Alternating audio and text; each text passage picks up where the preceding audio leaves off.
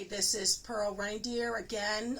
We are doing an interview for the Plaid Horse magazine, and we have one of my favorite people here. This is Deborah. Deborah, I have to tell you, first of all, I am very honored to do this interview with you. Thank you. Your place is absolutely wonderful. The kids are wonderful. They're enjoying themselves. It seems like a nice, relaxing atmosphere for them. Yes.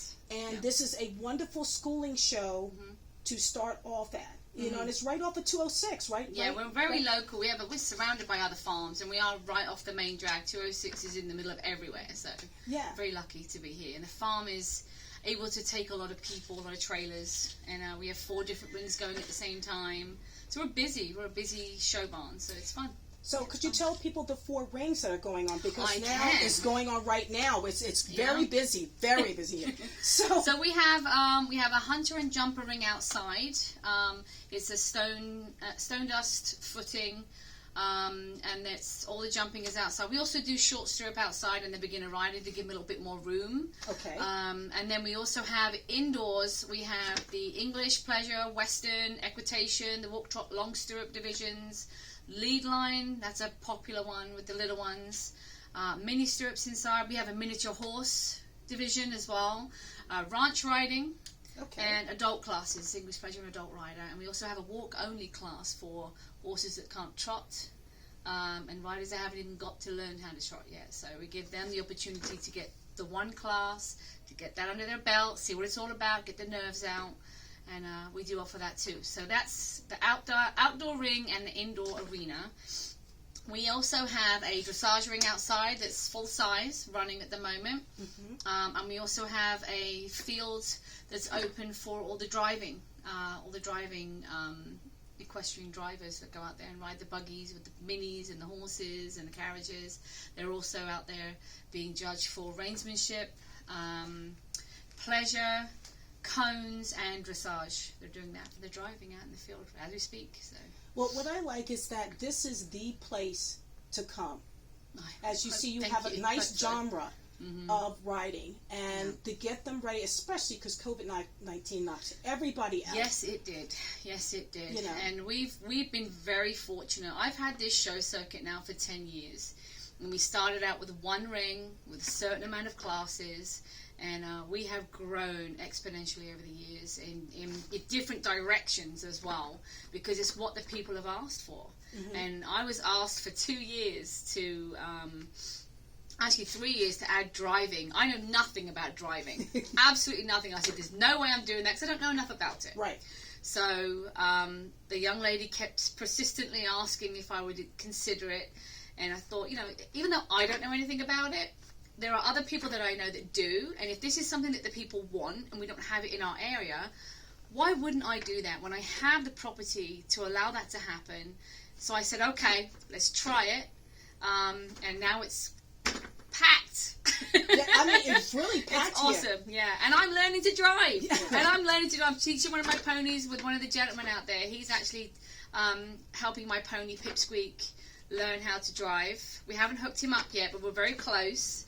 But I'm excited because now I get to go do something with my little ponies that I can't ride, but I love to spend time with. So I still get to spend time with them, just not on their back. I'm going to do something different. Okay, so basically, why do you do schooling shows? The reason I do schooling shows, it's really simple. I got sick and tired of going to other shows that were rated. I have nothing against them. But when you go to rated shows, you don't get the relaxed atmosphere that I can provide here. It's a safe haven for people that want to learn how to show and don't have all of the high pressure of the riders that have got money, the riders that have been doing this for years. They own their own horses, and it's such pressure to go up against those riders. And you have to pay a lot of money to do that. Membership fees for this, that, and the other. And I just found it took the fun out of it, because when you can't afford it, you want it more and more. And then you go and you do it, and then it's not enjoyable. So I used to go to a schooling show years ago. I got lots of awards for that as the leading trainer. But the reason I loved it was because it was so fun. the kids could laugh and giggle, and you can work on them learning sportsmanship when they come out of the riding arena. Say, congratulations, you did a great job. And other trainers are like, oh my goodness, she's just said congratulations to my student. They're not even from our farm. I'm like, yeah, this is where you start everything. You start everything from the schooling show level. You start at a barn show where the barn people all come together from the same barn and they compete against each other. Then you invite other barns to come. And then it becomes a schooling show. So I started out with having just shows between us at my smaller farm. And I posted on Facebook and we're like, oh, we'll come to the next one. I'm like, sure, come on over. And then it just grew and grew and grew. And we are a very supportive farm here. We love to give back. Our biggest thing here is you must support each other.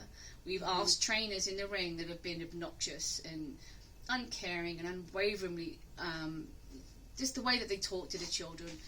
We don't believe in that here.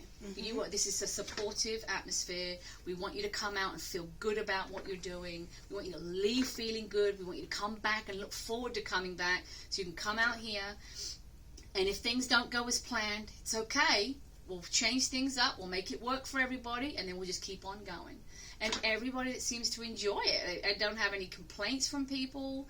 The cost of the classes is a lot cheaper than it would be if you were at a rated show. And again, I have nothing against rated shows. No, because we showed in them. You and I showed in them. So I don't feel like that it's a waste of money. I think those are great shows to aspire to go to.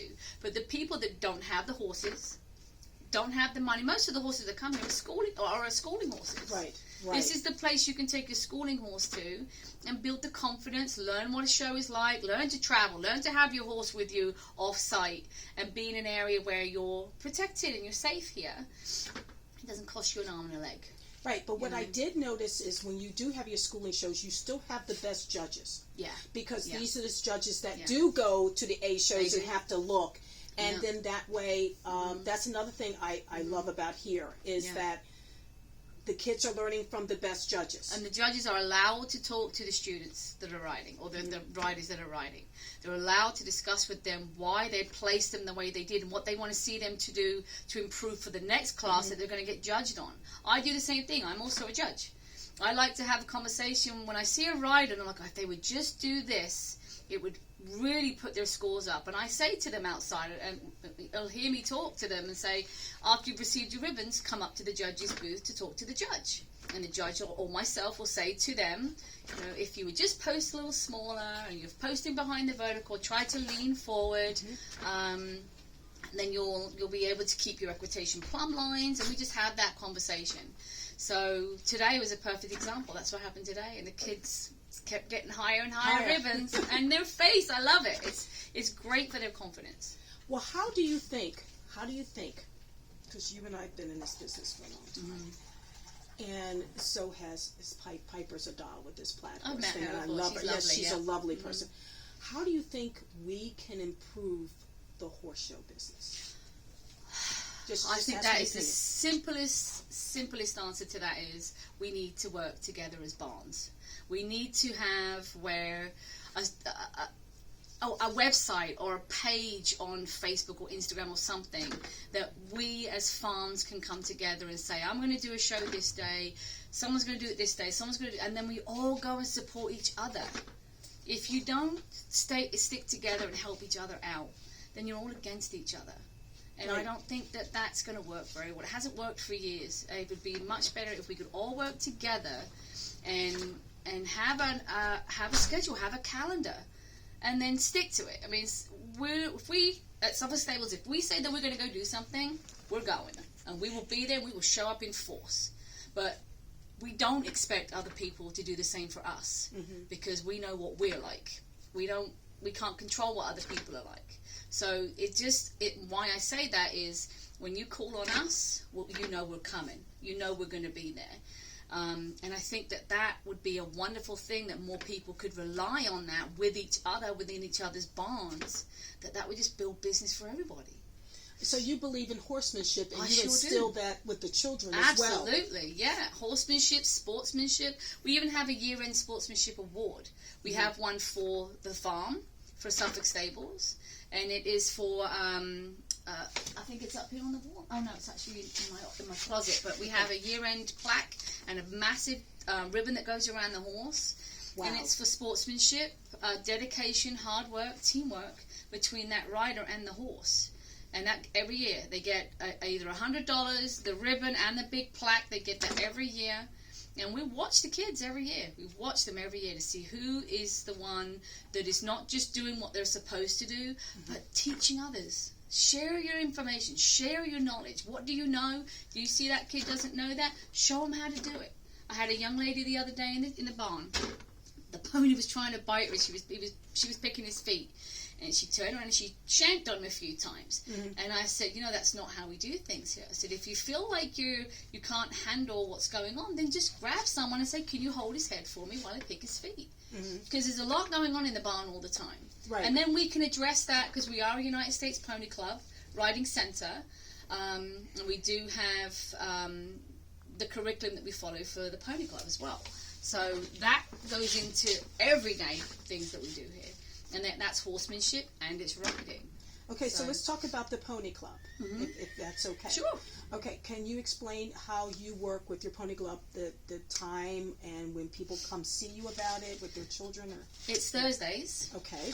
If you're unmounted and you're doing the horsemanship lesson, you come at 6 o'clock. If you're mounted, you come at 5:30 because obviously you have to get your horse ready. So we have about 24 people in our club right now, and it's adults down to children. And the unmounted, for instance, the other day we were teaching, I noticed that the children who like to help feed, and school's going to be out soon, they want to come and they want to help us feed. That's not always a safe thing to do, and you have to know what's in that field, how it's fed, what is the order of hierarchy in between the horses, what order they're fed, and why they're fed a certain way. All our horses are fed separately. Even though we have 58 horses on the property, everybody gets fed individually. So they're either put in a pen, or they're put in a shed stall, or they're brought into the barn.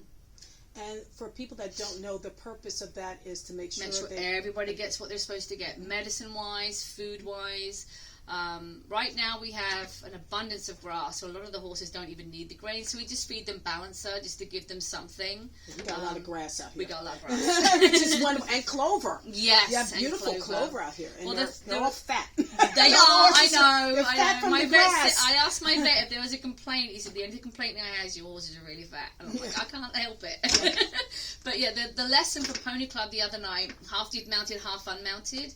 The unmounted lesson was I took them out to the field and I showed them how to feed one horse that gets fed at night in the herd. The others don't get fed, but one horse does. Then I took them to a herd and showed how the order of feeding goes.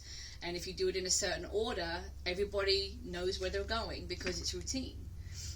And we talked about why do we wet down food for old horses, and why do we wet certain food and not wet? Well, sometimes you got a powdery supplement. It costs a lot of money, and they leave it at the bottom of their bucket. Yeah, they're so not you dumb. wet it. No, so you got to wet it down, mix it in the food. It gets stuck to the grain. They'll eat the whole thing. So these kids don't know this stuff unless you teach it to them. So we take the time to teach all this stuff to them. We have summer camp coming up. June 28th is the first day. Okay. We've got 20 kids in that camp. All of them are beginner riders. Not one of them's been on a horse. Not one of them's been in a field. Not one of them has had any experience. So I have 15 new kids coming for camp. 20 new kids coming for camp. I have 15 volunteers coming with them. Because I know I'm going to need that help. But that's the camp that we love because they don't know anything. So even the kids that have only been with me for a few weeks at my farm have more knowledge than these ones coming in. So they're excited because they know something that they can share with these kids. And that's where it all starts. Share your knowledge. You Exactly. And also you work with adults that just want to learn. And I have lots of adults that just want to learn how to ride. And I love teaching the adults that used to ride as kids and then stopped and then they come back. They're the most overanalyzing adults on the planet. And I love it because I have a lady right now who's going to Montana for 10 days trail riding. Okay. She used to ride as a child, and she is such a nervous rider.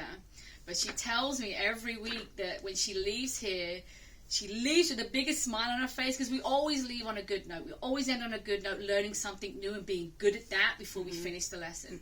And it might be something as simple as just keeping your eyes up. Because a lot of adults ride with their eyes down. Down, yes, they do. Yeah. And then they don't remember to keep their heels down, or they don't remember to keep their leg close by without hugging the life out of the horse or putting their heel. And it's the simplest things. But this lesson we had the other day was she had to learn to post the trot. And I had her on a lunge line on my big girl Harley, my big safety squatty always. Oh right, yeah, always you know safety. me. Yes. Oh yes. Yes. So I had her on the lunge line, and she was steering, and a light bulb went off in her head because she found the rhythm of posting. She got it. She got it. And I get chills thinking about it right now. Did you get the diagonal? Yes, she got it. So I was so happy for her. But she got off, and it was like close to tears, happiness. Yes. I live for that, you know? I live for that. I love that. And I get the same thing with these kids. I had a little girl that's out there riding today, my Chow. Yes. My horse Chow. We were talking to her, yes. Yeah, okay. Yes. That horse has got no clue what we asked it to do today. But he's got a heart of gold. And that kid will ride anything I put her on. And she's so soft. But he was very safe. He was fantastic. He was very safe. He was yeah. nice. And by the way, when you said how soft she is, I was explaining to Loretta. I said, look yeah? at that lower leg. She has the lower leg that I like to have my students to have, because I'm such a stickler with the equitation when I'm teaching. Most of my judges will say, I know what riders are yours. Yeah. Because of that leg. Right. You got to have that leg. They're not allowed to jump unless they have that leg. Yeah. They're not allowed to canter unless they have that leg. Must have that lower leg. If I know you can keep yourself steady there, then the rest of your body can move differently and independently than this part can. Right. We can canter. We can 2-point. We can jump. But not until.